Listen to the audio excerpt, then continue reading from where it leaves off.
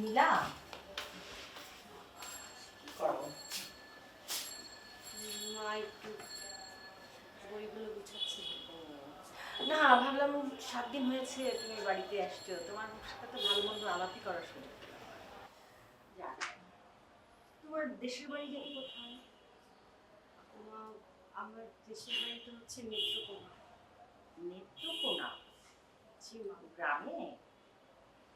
ও, তোর বাবা কি করে?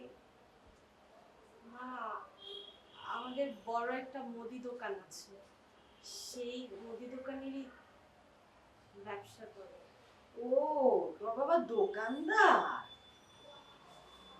তুমি দোকানদারের মেয়ে? মা, এইভাবে বলছেন কেন? না, মানে একটা দোকানদারের মেয়ে। তুমি জানতে না পিকুর বাবা কি করে? পিকু তো আমাদের একমাত্র ছেলে। আর আমার পিকুর জন্য কত মানুষ পাগল, আমি বুঝলাম না পিকু তোমার মধ্যে কি দেখলো তোমার জন্য এত পাগল হয়ে গেছে। আমার ছেলে কি তুমি তাবিজ টাবিজ করেছিলাম? আসলে গ্রামের মানুষগুলো তো এগুলো বেশি করে, তাই না?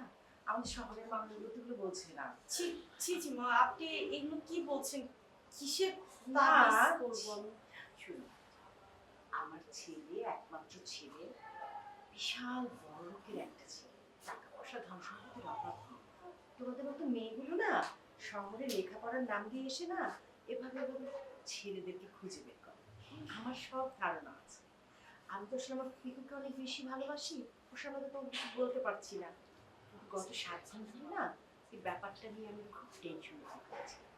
কোথায় দেখো আমার ছেলের জন্য এমপির মেয়েদেরকে বিয়ে করাবো, ম্যাজিস্ট্রেটের মেয়ে আছে, আর্মির মেয়ে আছে, কত মানুষ ওর জন্য দেয়, অথচ তুমি সব কিছুতে পানি। মা, আপনার ছেলে তো তাও যদি একটু সুন্দর হতে, আমার ছেলের সামনে দাঁড়ালে তো তুমি কিছুই না, নিজের দিকে কখনো তাকাও? আর যাকে একটা দোকানদারের মেয়ে, আর কতটুকু বা জানবা, রান্না বান্না কিছু পারো তো? আসলে গেস্ট আসবে, ভালো ভালো কিছু রান্না বান্না করতে হবে, সবাই জানবে বউ কি ধরনের রান্না করে, কাচ্চি বিরিয়ানি রান্না করতে পারো? মা, একটু দেখিয়ে দিলে আমি সব রান্না করতে পারবো। ও, দেখিয়ে দিতে হবে? আমি তো কখনো বাবার বাড়িতে কাজ করিনি ওভাবে, আচ্ছা টুকিটাকি আচ্ছা। মাকে সাহায্য করতাম। আমার ছেলেকে দেখার সময় তো আর দেখিয়ে দিতে হয়নি, তাই না? আর তাছাড়া তুমি আসলে এত কস্টলি রান্না কি করেই বা শিখবে? জন্য তো অনেক দামি দামি উপাদান কিনতে হয়, রান্না করতে হয়। তুমি এরকম দোকানদারের মেয়ে গ্রামের, আচ্ছা যাকে সে না হয় আমি দেখিয়ে দিই।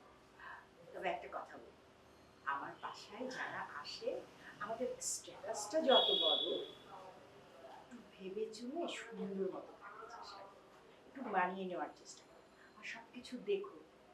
কারণ বোঝোই তো আমার একটা মাত্র মেয়ে। Sorry, ছেলে।